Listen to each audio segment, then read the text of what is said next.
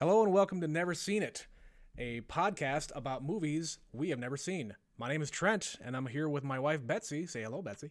Hello, Betsy. Yeah, it's you. So this is something that we've been talking about for a long time. We're both big movie buffs. My wife much more than myself, but we are getting to the point where we see a lot of movies that neither of us have ever seen, but ever so often we will go back and look at movies that for some reason or another neither of us have seen or one of us haven't seen, mostly me, because if you've never met Betsy, you could say that she is very much a movie buff. If she went to school to be a film historian, she would probably do very well for herself. But she never went down that road, so we're doing this instead. It's true. We've been together almost 10 years now. And as you do, you have conversations with your spouse. And things come up over time that just never came up for some reason or another. Yeah. And I'll find out some movie that has existed for 20 years and you've never seen it. And I always go, what? How? What planet have How? I been on? Yeah. Movies that have been nominated and won multiple Oscars, and everybody seems Cultural to love it. And zeitgeist. just completely over my head. I don't know. I either don't know anything about it, or it's like, I wasn't really interested at the time. I don't know what the reason is. And now it has this cultural following that everybody's seen it. So that's what this podcast is going to be about. But for our inaugural series of episodes, we're going to do something outside of what the normal thing is going to be, because it is Oscar season already. Oh, it it's is March late, of but 2021. pandemic Oscar season. Yes, exactly. So not only are we doing it a little bit differently, the Oscars are doing it differently this year as well. So we are going to go out of order a little bit. Just for our initial set of episodes, we're going to be watching all 8 episodes, or all 8 movies that have been nominated for Best Picture of the Oscars in 2021. And normally at this point in the cycle, we've seen 3 or 4 of the nominated films, Yes. but because we've been home for a year, we just haven't gone to any movies. And, some people would say, oh, well, some of them are on Netflix, some of them are on Amazon, like you could just stream them anytime. Well, yeah, we have other interests and we have social lives and... What's a social life? I know. I'm being generous, but we sometimes just miss a lot of the movies that are on Netflix that are brand new, or we don't necessarily options. follow the zeitgeist of whatever is popular at the time. Let's see how many times we could say the word zeitgeist. Zeitgeist. You hear the word zeitgeist, drink. But yeah, this year we haven't seen any of the Best Picture nominees. Yeah, so and part of that is, it's going to be a very weird Oscar award season in general. Like, we normally watch all of the award shows. We watched, the Golden Globes. Yep. A few weeks ago. We never watch the Oscars, or not the Oscars, the Grammys. We never watched the Grammys because who the hell cares about a Grammy? But yeah, so the Oscars are my Super Bowl. Yes, and exactly, and for the two of us, we've actually gone to see every single Oscar-nominated movie for the past 5-6 years. And I started least. doing it about 5 years before that. I think the year before we started seeing each other, I had seen 8. I think the first year that they had 10 nominees, I had seen 8 out of the 10 just kind of by happenstance. Yeah. And so then I kind of got it in my head, oh, I'm going to do that because I got so close. I'm going to do it. Right. And so the next few years I started, and then I roped you into it. Yeah, and because we were dating. some, it's like, come on, let's go. You come to this movie with me. We were looking at some survey on BuzzFeed or something, and you could put in, okay, here are all the Oscar movies. 571 Best Picture nominees since the dawn of the Academy Awards. And in the past, 10 years, I think there's maybe 1 that you didn't see just because it 2. wasn't available. Yeah, there were like 2, and it one was because... Selma. I knew that. Yep. What was the other one? Was it The Winter's Help? Bone. Winter's Bone. Winter's Bone. Did you ever see The Help? I did see The Help. Okay, all right. Yes. But yeah, if we don't see it, it's usually because, hey, it's not available. Yeah, we live in South Dakota. Yeah, South Dakota is not a very diverse group of folks. So let's say if we don't see something, it's not because we don't want to see it. It's just not available. And Selma came out. And that was 10 years ago. Yeah, Selma came out before there's streaming services everywhere. There's movies on demand for anything and everything under the sun. So Yep, and we've now got a theater that actually shows all the Academy Awards. yes, So they do a special worst thing case every year. scenario, Yeah, we know it's showing. Yeah, they at least re-show the movies that get nominated for Oscars, and even if they never played here, they will play at least once during as part of their package. So, but this year again is very, very different. The vast majority, if not all of them, we will be renting via either streaming services or they're just available on Netflix or Hulu or Amazon. Yeah, Amazon Prime. One of the above. Yeah, Amazon Prime has one of them. Netflix, I think, has a couple. So, yeah, we're going to actually start off today with watching The Trial of the Chicago 7. Yes, so the first question that we would like to begin with is, Trent, what do you know, or what do you think that you know about this movie? Yes. I know one thing. Well, more than that, but I know it's written and directed by Aaron Sorkin. Yeah, this is his baby. I know Yes. it's a lot about I know very little about what his history with this is, but I know Aaron Sorkin likes to get political. I am a fan. Yes, he is very wordy, and I do enjoy myself a good talkie. Betsy will very much say that dialogue-driven films. Some of my favorite movies are completely dialogue-driven, and I love it. I am a fan of his work on, was it the Newsroom on HBO? Everybody seems to hate the Newsroom. I love the Newsroom. I don't care who knows it, but Aaron Sorkin again gets very political. This is a very political movie. I know it is about the trial of 7 people who were a part of some protests that were happening during the Vietnam War around the Chicago area. I have seen, I think, 1 or 2 trailers for the movie, and I think we've watched a couple of trailers for the movie, and I know enough about it that, hey, there's going to be some drama regarding race, some drama regarding, hey, these old people don't respect what these young people are doing. They think they're a bunch of, terrorists. They're running around and causing ruckuses, and the old folks just don't understand, and you need to support this Vietnam War or we're going to just ship you off. Yeah, I don't know much contextually about the actual historical events that this is based on. Obviously, it is an adaptation, a film of this event, so it's going to be through the lens of Aaron Sorkin. Yes. I know it's been getting nominated for some things, and I think Sacha Baron Cohen just won a Golden Globe for this one. Yeah. So what's going to be interesting?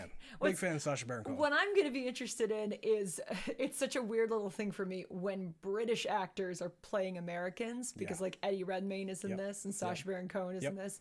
Of course, is he Australian? No, his wife is Australian.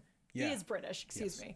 But yeah, other than that, I don't think I've ever seen Sacha Baron Cohen play anything but a completely different kind of a person than what he really is. Yeah. Well, I'll be interested because I don't think I've seen him like really acting. Yeah. I've seen Borat. Right. Which should be a different thing, but and the second one with a subtitle that is too long for the confines of this podcast. Yes.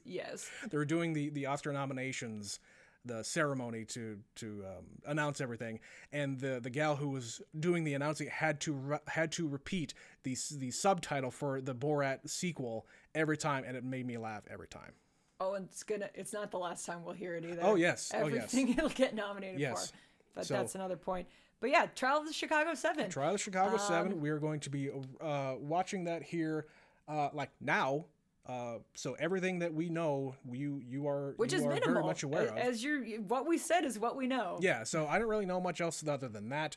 I assume that this movie is going to be, again, very political. It is going to have a point of view, much like Aaron Sorkin does about everything that he does. If I had more time, I would probably go and watch. What's the White House? The West Wing. The West Wing, yes. I think we started watching that a long time ago. Because neither of us has ever seen The West Wing. Yes, but we were talking about movies today. But we're talking about movies today. We're talking about movies. We might get... You can rag on us about not seeing The West Wing later. Yes. With a lot of confessions. This is a confessional podcast, if nothing else. So we're going to go and watch the trial of the Chicago 7. We will be right back.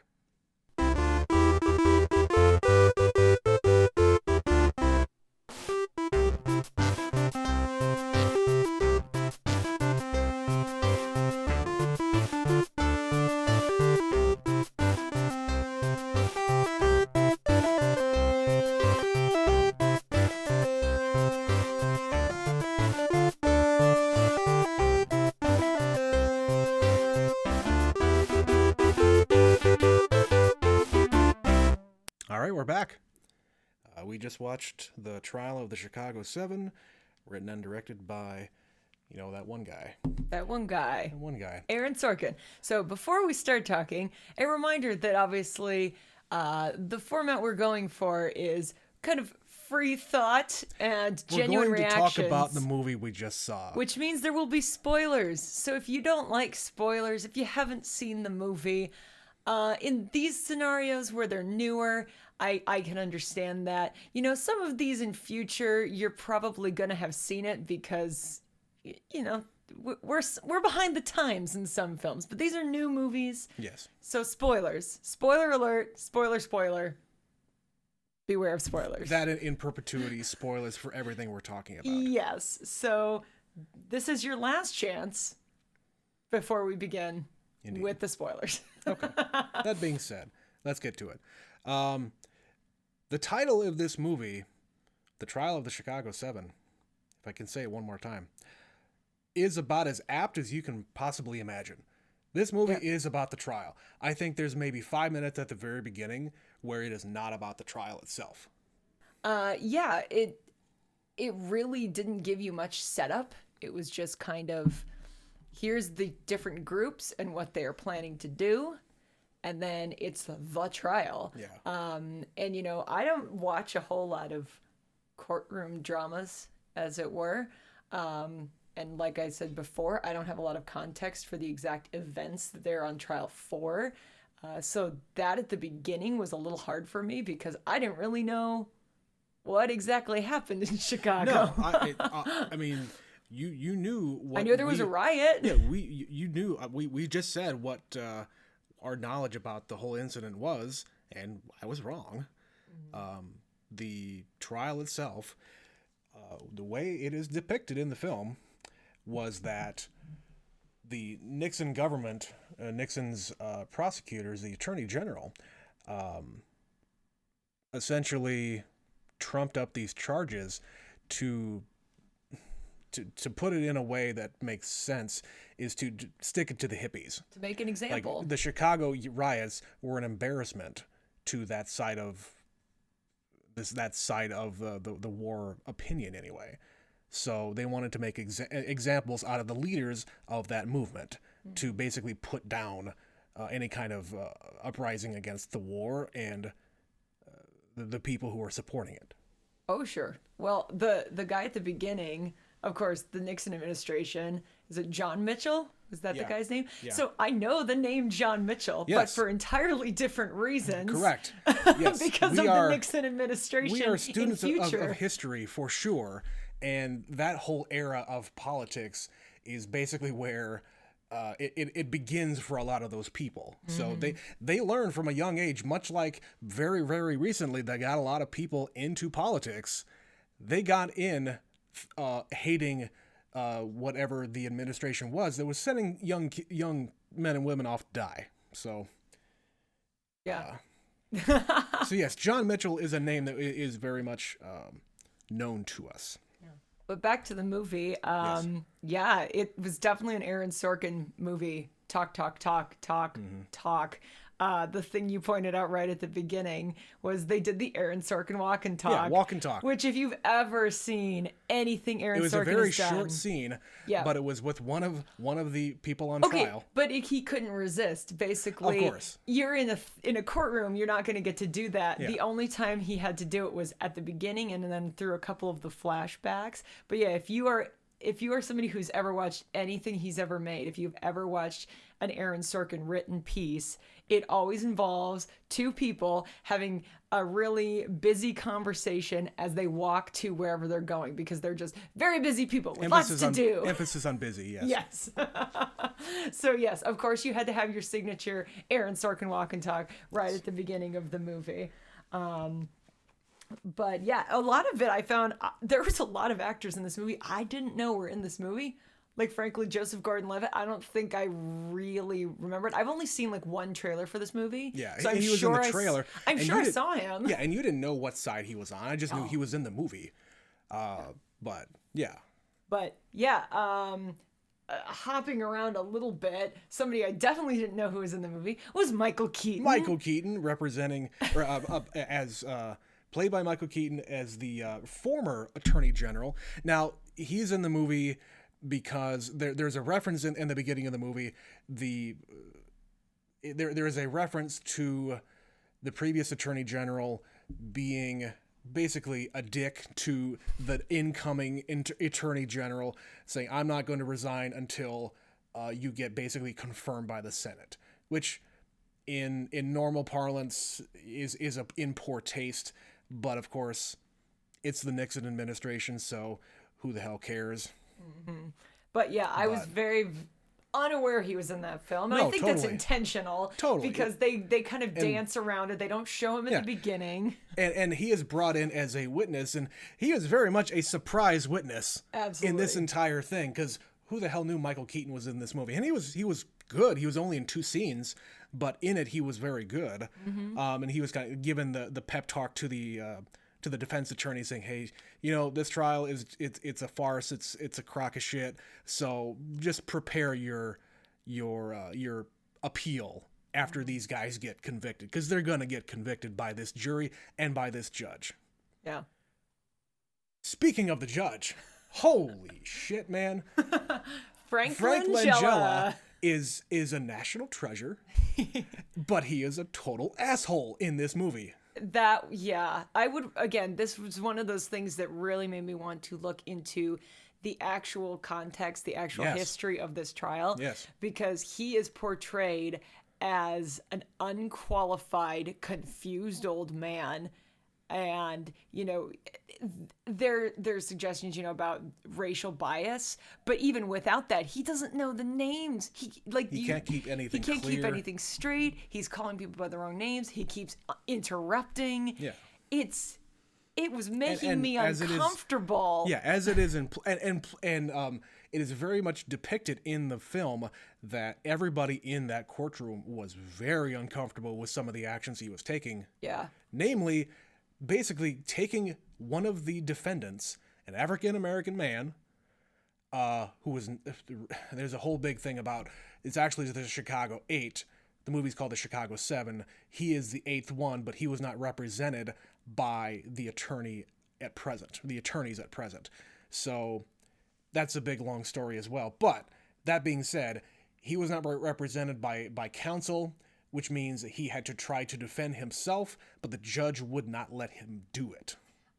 I would be, again, curious to know some of the context of that, because you're allowed to legally represent yourself. Yes. At least now. I don't know what it was back then. And that's the thing. He had legal representation, but this person was in the hospital. Mm-hmm. So for some reason, they didn't get somebody else in there. Again, I would like to know more about that portion of it. But I did notice that during the scene where this defendant was taken back in a room, and the U.S. Marshals apparently, who were in charge of doing this, gagged him, bound and gagged him, and brought him back into the courtroom, against his will, to answer for whatever crime that the judge thought that he committed against the court. So. Contempt of court. Yeah, contempt of court. It could be, contempt of court is very It's anything easy. the judge thinks is contempt of court. I would be very interested to know how many total counts of contempt there were, because the entire movie, Of the entire thing. trial, the entire movie, every 3 minutes somebody's getting a count of contempt. Yes. I mean, which doesn't really surprise me. Again, in that era, in the 60s, in the 70s, like, it was such a contentious time. Like, we could very easily turn this into a conversation about the modern political era because of the recent things going on in our own country now. It's a very similar environment. But yeah, just the yippies and the hippies and the Black Panthers. I've never heard the term yippie in my life. I don't know that I have either. I don't know where that comes from, but I've seen that guy. Like, he was portrayed in he's been portrayed in other movies. Abby. Yeah, I've heard Abby the name Hoffman. Abby Hoffman, but in no context. I know I've heard that name. Well, and I follow some kind of progressive liberal causes. The only other place that I know him from, and I don't even think they say his name, is Forrest Gump. He's leading the big rally. Okay. When Forrest gets shoved up on stage and makes a speech, there's a dude in an American flag shirt with a big fro. Okay. And when he was in this movie, he's wearing the American flag shirt with a big fro. All right. And I was like, okay, well, that's the same guy. But I didn't know that was the same guy until I saw a clip or a picture of Sacha Baron Cohen in that shirt, and I was like, oh, wait a second. Okay. Okay, this is a real dude. Yeah. From history. But yeah, Abby Hoffman, I know the name, but I don't know any of these guys otherwise. And I think the movie is almost done a disservice by them not really giving too much more of a backstory of all these people. All you know is that they're a bunch of radical liberals. Yep. That's what they're depicted Quote as. unquote. Yeah. They're liberal causes, progressive causes, whatever you want to call it. And of the 60s, you could call one group a bunch of hippies, smoking the drugs and free love and whatever you want to call it. And you got some more straight up, college folks who are protesting. And you have a bunch of like older liberals that were also involved in all this and coordinating between the groups. And I mean, all these different groups were coming to Chicago for the Democratic Convention. Now, that being said, in 1968, it was a big, big, big deal. And essentially, one of the groups was very much against Hubert Humphrey being the Democratic nominee. And it is actually talked about in the movie that, Bobby Kennedy probably would have been at least a contender for the nomination if he wasn't killed. Yeah. So. Yeah. The one part that I get why he had such a problem with, the thing with the jurors. So there's a scene where the implication is that a couple of the jurors' family members were sent anonymous notes by, obviously, the Black Panther Party, and they nice little good cardstock.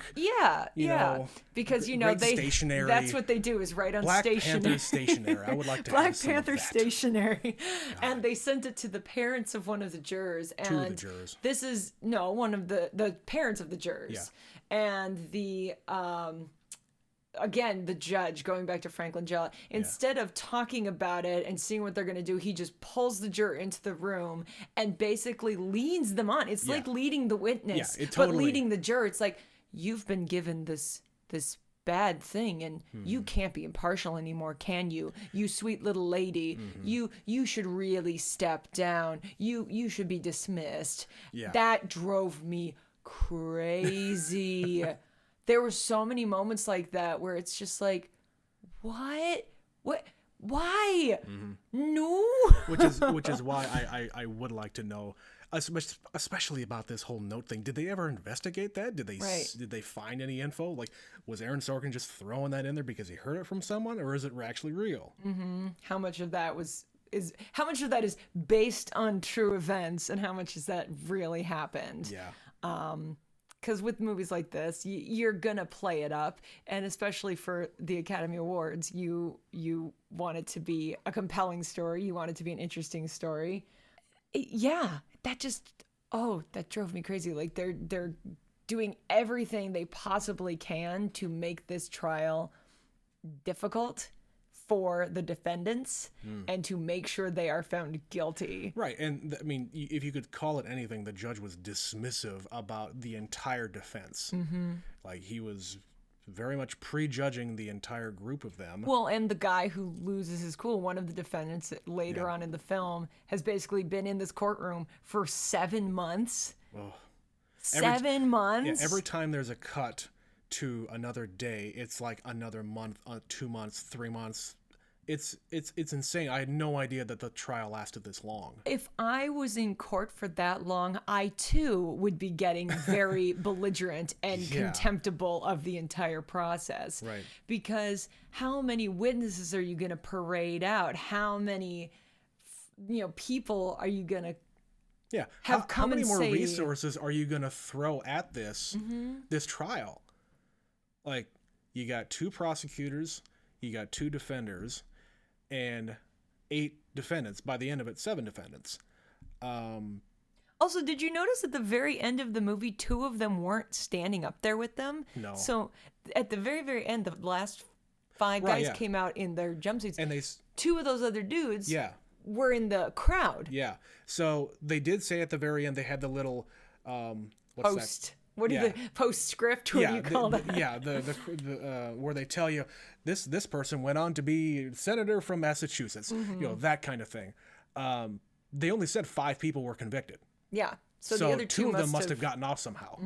There wasn't enough evidence to convict them. Which, I mean, if they were to convict the rest of them, it's hard to imagine how the other 2 didn't. Maybe they got off on some kind of technicality. Who the hell knows? I mean, the fact that they weren't addressed very much in the movie. They were just kind of there. Yeah, they were just kind of there. They were more bodies at the table. They represented the audience. I always say that about movies sometimes. Yeah, I suppose.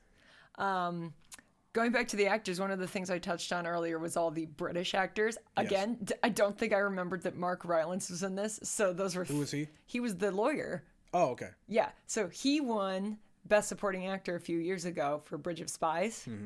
And he is also British. That's right. I knew him from something. It was another boring movie. Yes, so he was in... Bridge of Spies sucks. We'll save that for another podcast. We saw that.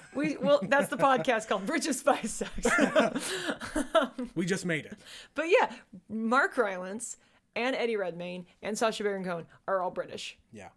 Off the top of my head, those are the ones that I definitely know for sure. Okay. And for the most part, like what was bothering me was that Sacha Baron Cohen was supposed to be from like East Coast Boston, I would assume.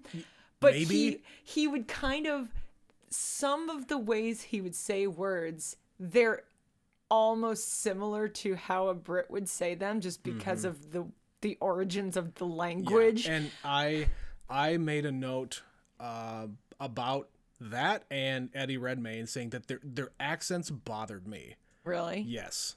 I don't think Sacha Baron Cohen's accent was believable at all. I thought it was... I thought just it was forced, but I don't really know that many Bostonites that have that accent. I thought it was pretty good, but again, I couldn't tell. It bothered me. I didn't think it was bad. I couldn't tell the difference between he was nailing it, and that's just how people from Boston talk, or if he was slipping into his natural. And I don't know about Abby Hoffman and what he sounded like or anything like that. All I'm saying is that it bothered me. Eddie Redmayne's in particular, because I don't know where the hell he's supposed to come from, because whatever he was going with was out there for me. He didn't sound like anything I've ever heard before. Well, I think he was also Eddie Redmayne is a closed mouth talker. Yes. He doesn't. He's got open very his small bird lips that he can barely speak out of sometimes. Yes. No offense to him. Enunciate, Eddie, enunciate. But I think that was part of his character. Yeah. Well, and like he kind of hold, like his character seems to hold back until, you know, that one scene where he incited a riot, and yeah. Well, and that's like the whole juxtaposition of the two. Like, he literally was a pallbearer at Robert Kennedy's funeral. Did you catch that line? Yeah. So this is like a rich dude from a rich family who goes on to enter politics, and you know, a poor kid who his only tool is being a loudmouth. Right. And he has a following. Yeah. He very much has a following. People follow him wherever he happens to go. And Eddie Redmayne's character is very much a dude who's going to go up there and try to inspire you. And, you know, he's a leader of a movement, but he's just kind of a tool of that movement. Like, he's not really inspiring anybody. So, but the confrontation they have a scene where they kind of have it out finally, the two opposing sides. He makes a lot of fair points. Like, he argues that, you know, in 50 years, which is now, they're not going to remember the hardworking young people's movements. They remember the loud hippies. And I don't really know any of these people, but of the two, I knew Abby Hoffman. I didn't know Hayden. no. I didn't know him. So that just goes to show you. Sure. I know it's a speech. I know it's fiction. Yeah. But he also says in that same dialogue between them, they have no money. No. You know, they're a bunch of the derogatory term is dirty hippies. They're a bunch of dirty hippies who do a bunch of drugs, have a bunch of sex in public. They didn't depict that in the movie, but I'm sure they implied he would have it wanted would be to. Happening. They applied in the movie. It is depicted that every single group here wanted to get a permit. Kind of the whole thing is about permits. It's like episode 1, where it's governmental. Star Wars? Yes, governmental oversight and trying to get permits and trade blockades and things like that. But no, they're trying to get a permit to have the protest in the beginning. And they say that the premise is if they got the permits, then they have a place to be. They cannot leave that place and go somewhere else. And everything would have been cool. If they leave, they go back to that place. Correct. But the bureaucrat who is in charge of such a thing does not grant them that permit. But in the negotiation, if you want to call it that, Sacha Baron Cohen's character said, why don't you give us this permit so that we can have, what does he call it? Public fornication. Public fornication. There's going to be rock music. Yes. And rock public music. fornication. Yes. Well, they said music, and they asked, well, is it going to be rock music? I said, yes, and public fornication. Oh, all right. Very matter-of-factly. Of course. Oh, yes. That made me think of another thing I wanted to touch on as far as, you know, dirty hippies. I would argue the dirtiest hippie amongst them was Jerry Rubin, who was played by, hang on, I wrote it down, Strong. Jeremy Strong. Is that his name? Yeah. He was the guy from, you would know him in The Big Short. Okay. So the guy who he's on the phone with Steve Carell and he walks in, he says, I was just on the phone. Oh, that guy. He was the other guy. He was Ruben. Did you recognize him at all? No. Yeah. The whole time I was like, I wonder if Trent recognizes this guy. Yeah. He is usually a very tall looking, thin, well-dressed man. I'll have to go back and look at that again because, I did not see that at all. But all I saw was hair. Yeah. Hair, a beard, and yeah. And that's what I'm saying. If I had to pick somebody who was absolutely unrecognizable, it was Jeremy Strong. Wow. All right. Because, I got to look that up because I'm like, I think that's Jeremy Strong is what his name is. All right. Yeah, Jeremy Strong. There's that other actor who's also named Strong, but he's British, and that's a different man. Yes, very much. But yes, Jeremy Strong is normally this like clean-cut, well-dressed, angry New York type. like I always think of The Big Short, but I've seen other things he's in, and he's the same guy. Here, he's standing next to Sacha Baron Cohen, and he looks like a dwarf. He's so short next to him. Yeah. Because Sacha Baron Cohen's probably 6'4". Something like that. He's a tall man. Yeah. So you got Look this at him guy in who's Borat, like, he looks like he's towering over everybody. but yeah, you got Jeremy Strong, who looks about 5'9", Yeah. but he looks like 5'7" next to Sacha Baron Cohen. And he's got long hair, he's got a beard. He's speaking in this kind of, hey man, I don't know, man. Yeah. Like, unrecognizable. I had to look at him for the first 10 minutes to realize I think I know who that is, but I have to go look it up. And I literally had to look it up IMDb, which is why I'm still questioning, wait, what was his name? Right. Jeremy Strong. Yeah. I thought that was great. Like, genuinely, it surprised me that that's who that was. What did you think about... So, Sacha Baron Cohen was nominated for Best Actor, was he not? Supporting. Supporting Actor, okay. Yeah. Do you think that... I mean, we're talking about Oscars here. Do you think that was merited? Now, obviously we haven't seen any other movies, but just based on what you've seen about supporting Standalone. actors, do you think that was merited? I think so. I think I don't know how much of a range he really showed here, but like I said, the accent was pretty good. He's in character the whole time. I think the character works for him because he's kind of a guy who shirks the establishment. He likes to push buttons. He likes to push boundaries. Yeah. It's a character that makes sense for him to play. It seems like he would be a guy that Sacha Baron Cohen would respect and admire. Even though, they showed it at the end of the film, is that what's his name? Abbie Hoffman. Abbie Hoffman killed himself. Yeah. In 1989. They didn't elaborate on that, obviously, but I was surprised to even find that out.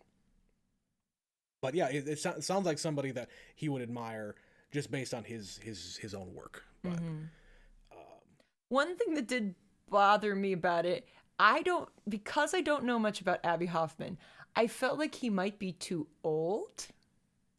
Yeah, based on photos that I just looked up, he looked kind of old for that whole thing.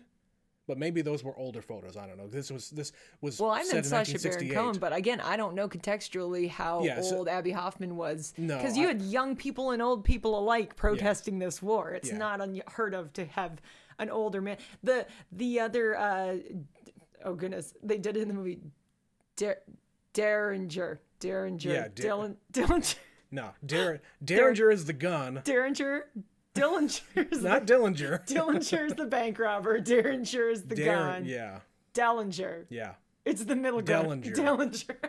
See, even we're doing it. I get it, but we only watched it once. Yes. But he protested World War II. Yeah. He was a conscientious objector for World War II. Right. So there are older people who protested the war. So I could probably just learn 5 minutes more history, and it wouldn't be so weird that Sacha Baron Cohen is playing him, because he might have been an older man. He's just an older hippie. Right. And, who cares?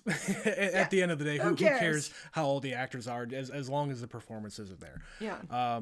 I think he did a good job. I don't know if he would merit an Oscar, but people have been nominated for a lot less. Right. In the supporting category. I think he did a good job, especially toward the end. Like in the beginning, I made a note that said, I'll say this: his wardrobe should win an Oscar.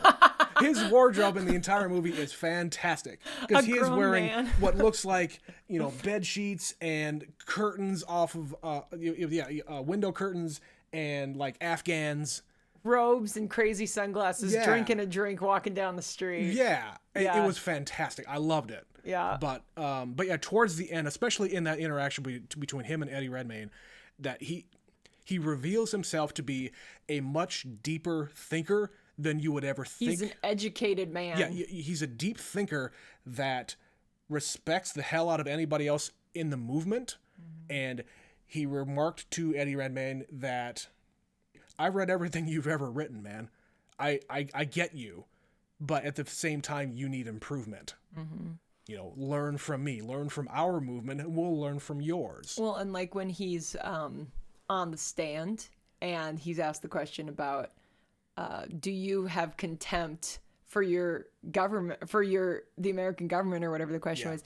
And he says, not as much as they have contempt for me. Yes. And I was just like, oh, that's a line. That's a great line. He delivered it well. Yeah. He delivered it well. He had to be asked like 3 or 4 times by Joseph Gordon-Levitt, which, okay, most complicated character is probably Joseph Gordon-Levitt. Mm-hmm. Now, for those who don't get where federal prosecutors, they basically are just they're just civil servants. They have a job, they have the job, they serve at the pleasure of the president, whoever that happens to be. Now, your personal opinions don't matter when you're a federal prosecutor. Yeah, presidents to president, they don't lose their jobs for the most part, unless there's some kind of, well, I'm not going to get into that. Trent is also a political junkie, which we will probably bring up more than once during this podcast. Yes. But yeah, federal prosecutors don't lose their jobs between presidents. They're supposed to be impartial, and they're going to prosecute the law as directed. Now, if the attorney general comes to you and tells you, you're going to prosecute this case, you're going to prosecute the case. It doesn't matter what your personal opinions are. Mm-hmm. You're going to do what you're going to do. You're going to do your job. But I think his the depiction of him being not quite torn, but in the beginning he knew that there was a discussion with the attorney general in the previous administration that no, we're not going to prosecute these people. They didn't do anything terrible. Yeah, there was a riot, but we did an investigation internally and depicted that, or decided that, it was mainly the cops who did this. Mm-hmm. It wasn't the people who brought the people there. The cops caused this to happen. Oh, you could have such a long conversation just about the politics of Richard Nixon and the cops and the FBI and the Justice Department. Yeah. That's a whole separate podcast. Yes. I've listened to many of them. Mm-hmm. But his character having, at the very end, he actually does show some respect for fallen troops, which is... let's get to the ending of the movie. So the ending is, these 5 guys of the 7, of the 8, get convicted. They're guilty. They get brought in their prison clothes, I suspect, because if they've been found guilty, they're going to start serving whatever sentence they're going to get right away. They come back for their actual sentencing later. So in the end, Eddie Redmayne's character is given a chance to make a statement for the court in order to possibly get their sentence reduced, or to show respect for the process, for the law. Say you're sorry, express your remorse. But in the end, he ends up saying, you know what? We're going to do what we wanted to do in the first place. It doesn't matter what I say to, especially this judge. It doesn't matter what the hell I say. So he reads off the names of the 4,000 plus people that were killed in Vietnam since the trial began. It was like 4,500, 4,700. Almost 5,000 names. Yeah. Every single day they write down the names. And that's the whole point. That's why they're here. Yeah. Yeah. I would like also to know, how far did he get? Yeah. Did he actually read the whole list? Yeah, I would like to know that too. Because that piece I'd be willing to bet is real. Because, I have to imagine the judge, especially that judge, would not have been... he maybe would have got 10 minutes before he was dragged down. I doubt even that. So, to backtrack a little bit, one of the things that I wrote down was about the music. Okay. Specifically during like the flashback scenes. Oh yeah. So there was before the riot happened, there was a smaller incident in the park where they had a confrontation with the police, but it wasn't a full-blown riot. Was this the one going up to the hill? Yeah. So they basically went. One of the characters is arrested. They all go to bail him out of jail. The cops are there, so they say, go back to the park. When they get back to the park, the cops are there too. And somebody in the crowd decides to charge them, and they all come running up there. that sequence, the music, you don't even really notice it to begin with, but it is really effective. Yeah. It builds and builds and builds. And like, I was getting physically anxious knowing that was coming. See, I don't think I noticed it during that one, but I did notice it during the lead up to the second riot. Yeah. The second riot at night. Those were the only two parts of the movie that I really noted the music. Yeah. The rest of the movie, it was very quiet, ambient. I didn't really pay attention to it. It was a courtroom drama. Courtroom dramas don't have music. But the two scenes that were really dramatic were highlighted by that music. And it was very steadily building the anxiety that I was feeling. And what I wrote down was that the nighttime riot was intense. Yeah. Very much so. They were both. And I did, you know, the fact that they're on trial for the big riot, but there was a smaller incident and they don't really spend a whole lot of time talking about it. Like they were able to kind of diffuse that situation and nothing really substantial happened. But they had footage and I wanted to know if that was real footage. It looked pretty real to me. It looked pretty real. Yeah. They kind of interspliced it with... Yeah. The reenaction of that one was really impressive and really intense, like I said. Just the way that they reenacted the entire from front to back, from what I could see. I mean, they got the shots of the park, they got the shots of the restaurant, shots of the assault on the woman in there, and it was very much believable that all of that happened, that there was footage of it, and they tried to be as true to it as possible. Yeah, these are all the things I don't know. And then I leave movies like this wanting to know, because I'm a student of history and I know alarmingly little about this incident. Yeah. Or even just like overall this era of American history. You know, the big notes or the overall vibe, the general vibe of what was going on in the country at that time. Yeah. But when it comes down to these really specific events, I don't know. And I want to know. Yeah. All I want to do is go Google things frantically right now. Like, tell me, who are these people and what did they do and how did they get here and how did this happen? We're both born in the mid-'80s, and the things that we are taught about the 60s are about hippies. We're taught about Vietnam in a very broad sense, and... You know, we know the what, we don't know the why. Yeah. Like, there were protests. Yeah, there were people who were burning draft cards and refusing to go. They had some scenes about the draft in this movie, and you didn't even know how I had no worked. idea how they did the lottery back then. But, it was based on your birthday. It's based on your birthday and then your group. There's like there's like different tiers. So one of the guys in the group that was on trial didn't have to go because he had a high number, which meant he was unlikely to get drafted. Yeah. Well, why did he have a high number? Because he's a rich white boy from the suburbs. Maybe. It's a very good possibility. It certainly didn't hurt. Yeah. But that just things like that. You don't know exactly how the draft... don't come from anywhere. You don't know exactly how the draft works, but the fact that you still have to register for the draft. Yep. You have a draft card. I do. I had no idea I know where my draft card is. Yeah, that was one of those things when we started dating. You told me that when we've talked about the draft in general terms, that I had no idea. I was like, wait, the draft is still a thing? Well, it is, but it isn't. Like, we're never going to use it because it was so unpopular. But we're still going to make you sign up for it. So that means you still might try. Yep. I was in college during 2003, and I was very much concerned in the lead up to the Iraq War that might get reenacted. Now, I was a stupid kid. I didn't know any better, but that was at least on my mind. And you don't have the context for just how unpopular this was in the 1960s really and 70s. So, being a 18, 19-year-old kid who just entered college, that was weighing on my mind for sure. But and I could absolutely see what everybody who was protesting.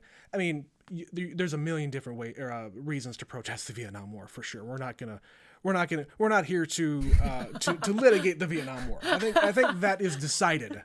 The historians have decided that for us. Yes. Also, no, this podcast right here, we decide. We've done it. Last final word about the Vietnam War right here. Bad? Bad. Bad. Okay, we decided. A vote of 2-0. There you go.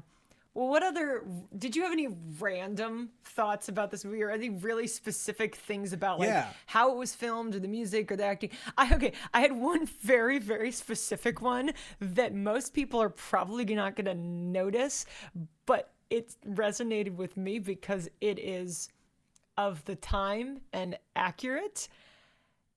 In the beginning of the movie, they started in the trial, and then the first time they went back to the headquarters, there was a scene where they were all around a table, and the plates on the table are the plates my grandma has.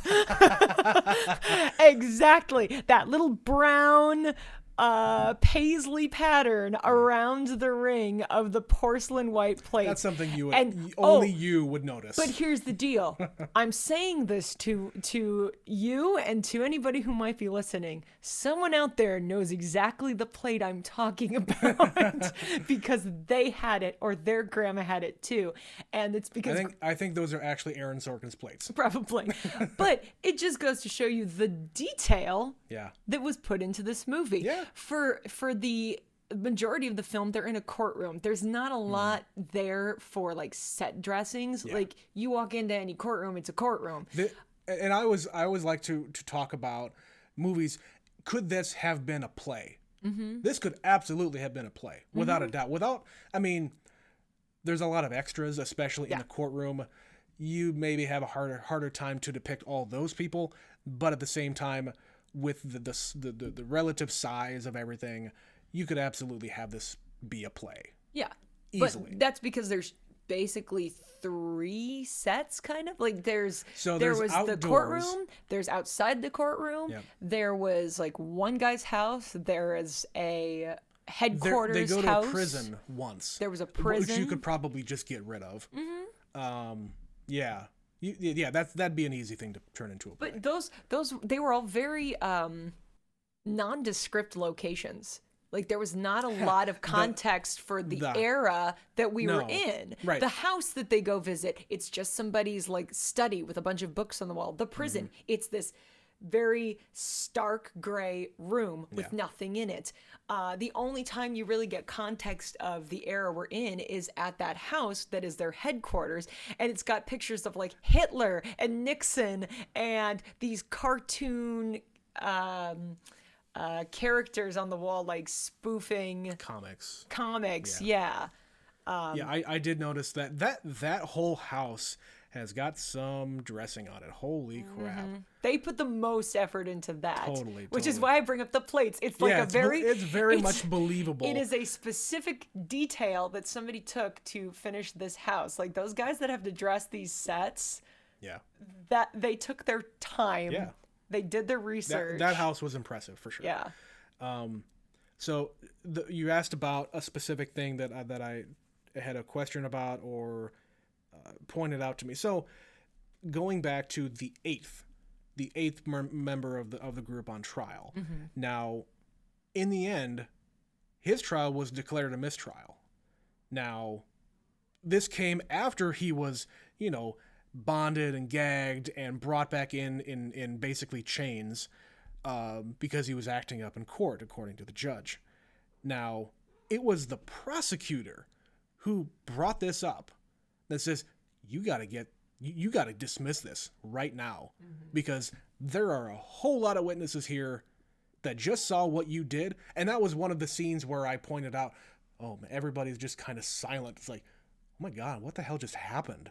What did we just They all witness? sat there in silence for many minutes while they waited for them to bring him back out. Do you remember the line he said?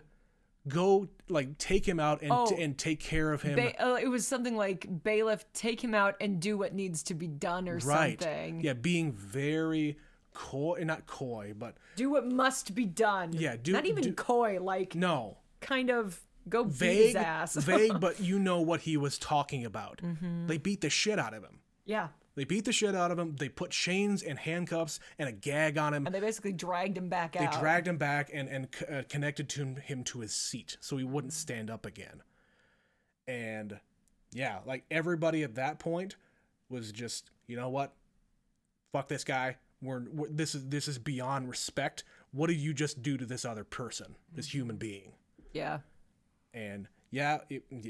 So I would say that was probably one of the harder scenes to watch in the movie. yeah. 'Cause, And the way they cut it. Now, I would say the editing of this movie, fantastic. Oh, I yeah. don't know if that got nominated or not, but holy crap. Just the cuts to the depictions of him being beaten and the cuffs being put on him and whatnot, that itself was riveting.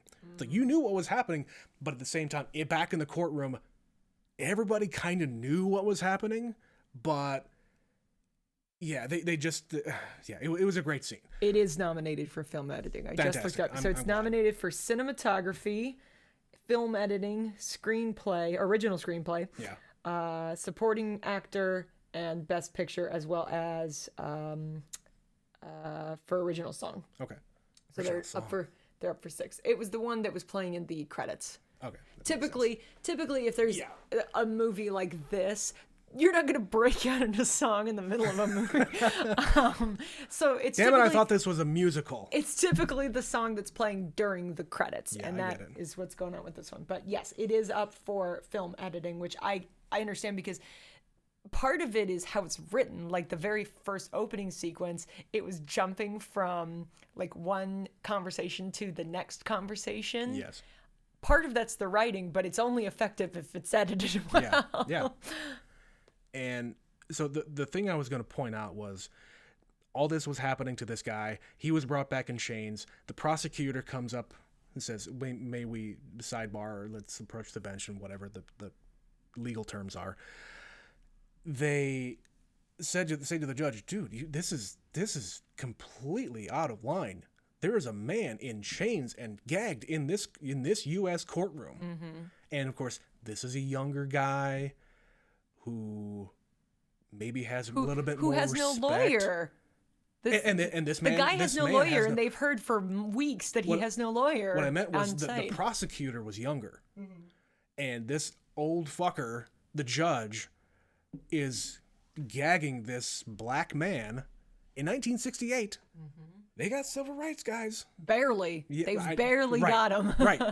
But this guy, who is very much of not that era, is doing this to this man in front of everybody in that room. Mm-hmm. Vast majority of them do not agree with what is happening. And Joseph Gordon-Levitt, the prosecutor, came up to him and said, you have to declare a mistrial. You have to. Get this out of here. You do not want Everybody this. Everybody just saw this. The media will be all over this. Mm-hmm. This entire thing will be ruined if you let this go on. Yep. And he relents, and finally he does dismiss that, and there's big cheers. Now, I understand that there were probably cheers in the courtroom, but there were a lot of cheers and applause in the courtroom. That was just kind of strange to me. Just as somebody who's seen a lot of courtroom dramas. Yeah. Well, think about the kind of trial it is. Like, half of the people who are in that room to witness it are friends and family and people on the side of the defendants, and they all completely disagree with the reason they're being tried. Mm-hmm. So, of course, they're going to have outrageous, applause and outbursts, and they're all going to be very animated when good things happen. And it's totally understandable. I get that. Just being depicted in the movie like that was kind of strange. Mm-hmm. But I would say, if I'm going to put any kind of ending on this, the ending itself, I just thought, it's not what you expect from a movie like this. Normally a movie like this, the defendants are going to be not guilty, and there's a big parade at the end, and there's flowers and candy. No, that's not what happened. These people were, 5 of them, were convicted and sentenced to prison. Was it 5 years? 5 years. 5 years in prison for each of them for... According to the statute of the law, they traveled over state lines in order to incite violence. And it's not what they did. Yeah. It's not what they did, but they were convicted of it by a jury of their peers. And in the end, the conviction was it overturned in appeal, and then the government, the prosecutors, the government, decided not to retry them. So Well, and think about how much time had passed and the era we were getting into, Yeah. early 70s, the tides were shifting. Yeah. And how could you justify trying them? I'm curious how long they had to sit in prison before that happened. Well, considering their trial took 8 months or some insane thing. I keep going back to, it's like, what? The 141? What? How long was this going on? Yeah. But And of course, it's in Chicago, and none of them live in Chicago. for the most part, yeah. They were Chicago residents for a year Yeah. on bail Yeah. because they had to. And then one guy had to be locked in prison. He was in prison the whole time. I think I was a little weirded out by the juxtaposition of, so like Sacha Baron Cohen, his character was like basically going around doing stand-up comedy, but it wasn't really comedy. It was just him telling the story. It was the Henry Rollins method. Exactly. Big fans of Henry Rollins here, guys. Go look him up. Just his talking shows are fantastic. He's not a comedian. No, he's not a comedian. He's not. But he's just a speaker. He's a storyteller. He's a storyteller. He's a storyteller. So But that's what this guy thing. is. Abby Hoffman was just out there saying, and on day 37 of the trial, this is what happened. But he says it in a way that people can understand. But him going out there and like saying all these things to a crowd of people, his followers, they get inspired. They understand that, man, these guys really got screwed over, and I wish I could maybe help them out or whatever they happen to do. So and then they juxtapose that telling of it with other people from the group of the defendants, them talking about their perspectives as well. But Abby Hoffman just says it in a much more entertaining way. I mean, I liked the movie. I liked it. I think it was Aaron Sorkin being Aaron Sorkin, of course. I think that there's been kind of mixed reviews. People have been a little bit split on this one. I could see that. I understand that. I liked it. I don't know that I loved this one. No. I understand it has a lot of really good qualities and why it got nominated for Academy Awards. Yeah. I don't disagree with any of them. It might be one that I stop and think about. That's kind of always, especially this time of year during the Oscar season when we're watching all these movies in a short span of time. True. I always kind of gauge it by how much do I think about this movie in the weeks after I watch it. So I'm going to be interested to see if this one sticks with me, or if it just kind of flits out of my brain and I don't really think about it again. Like Bridge of Spies. Let's talk about that piece of shit. Okay, it wasn't a piece of shit. It was just not a film for us. It was too quiet. It was too long. I didn't understand what was going on. I am not a person who enjoys films about espionage, where it's just like quiet, like realistic spy work, handing them slips of paper in like disguise and leave them under the bench, and I will retrieve it in 4 weeks. Yes, a lone lamp in the middle of nowhere. We're not talking about Bridge of Spies. We're talking about the trial of Chicago 7. And I will see in the coming weeks. This is only the first one we've watched. We've got 7 more to watch. Yeah. We'll see. We'll see where it lands. Yeah. Trent always does a ranking, a definitive ranking for himself. Yes. Where he lists all of them. I have been less apt to do so. I have a little bit harder time locking it down to 1, 2, 3, 4, 5 all the way. I usually have a favorite and a least favorite. Yeah, believe me, it is not an easy thing for me to do whenever I do it, but I put a lot of thought into it. I put a lot of writing into it, and I think this is a more easy way to get my thoughts out, because it's right at the moment. Because when I write those things up, when I've made my rankings in the past, I have to think back and back and back to what I was thinking about. Sometimes like 6 months. Yeah. Because usually by this point we've seen some of them and we haven't this year. Yeah, what was that Wes Anderson movie that came out in like February or March? Oh, the Grand Budapest Hotel. Yeah, so that movie came out way early, and that got nominated. That never happens. Rarely happens. Yes, rarely. Very rarely. But yeah, so we got 7 more to go, and I don't know what the next one is going to be. We're going to try to mix it up a little bit with we got a lot of movies that I think half of them are available for streaming. The other half are going to be available for rental. So we'll see. I think the Oscars are in about a month and April a half. 25th. April 25th. So we got to get through a bunch of them here. I don't know when we're going to put these out. Hey guys, it's our first podcast. It's our first episode of our first podcast. So if we sound like rambling idiots, it's because we are. Right. But you know what? That makes for good hashtag content.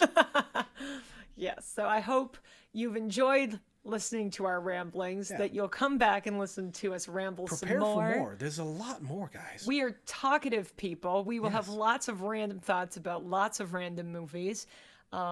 We've got 7 more Academy Awards to watch this year. And there's going to be a whole lot more movies go over. The actual... We have a list. Yes, there is a list. That's just of the movies that I own that one of us hasn't seen. I'll tell you, if you have a spouse that you've been trying to get to watch specific movies, a great way to force them to do it is to start a podcast in which you watch about movies. With just that premise. Where the name is Never Seen It. Never seen it. Hey guys, tell your friends, never seen it.